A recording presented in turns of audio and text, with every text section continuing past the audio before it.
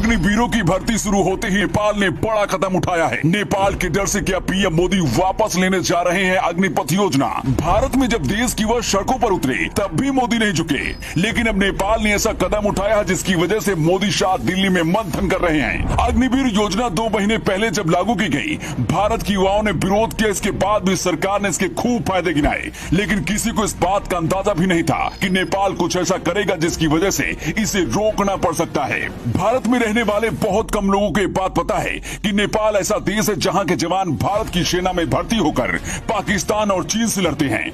अगर आप ऐसा सोच रहे हैं कि ये मोदी सरकार में हो रहा है तो ऐसा नहीं है, बल्कि आजादी के पास से ही नेपाल के जवान भारत की सेना में शामिल होते रहे हैं। ऐसा क्यों किया जाता है और इसके पीछे की वजह क्या है, ये हम आपको आगे वीडियो में बताएंगे। लेकिन सबसे पहले आपको बताते हैं कि आखिर अग्निवीर योजना को लेकर नेपाल का नया विवाद क्या है।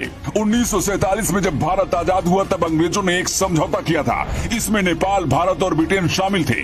इस समझौते में कहा गया था कि नेपाल के जवान भारत की सेना में भर्ती किए जाएंगे और इसके मुताबिक तब से लेकर अब तक भारत की सेना में नेपाली जवानों को शामिल किया जाता है। आपने भारतीय सेना में गोरखा रेजिमेंट का नाम सुना होगा। इसी गोरखा रेजिमेंट में नेपाली जवानों को भर्ती किया जाता है। मोदी सरकार ने जब अग्निवीर योजना देश में लागू की तो शायद ये अंदाजा भी नहीं रहा होगा कि नेपाल इसमें रोड़ा बन सकता है। नेपाल का कहना कि हमारे देश के जवान अग्निवीर बनकर भारत के लिए किसी और देश से क्यों लड़े।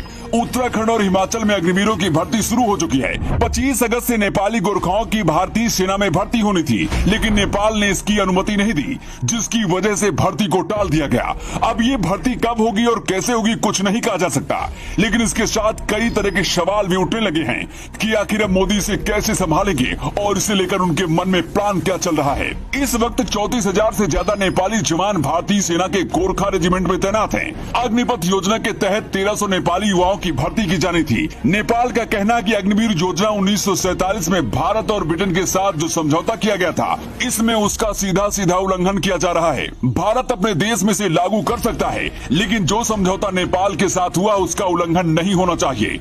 नेपाल में 2 महीने बाद चुनाव भी होना है, इसलिए मुद्दा और भी ज्यादा गरमाया हुआ है।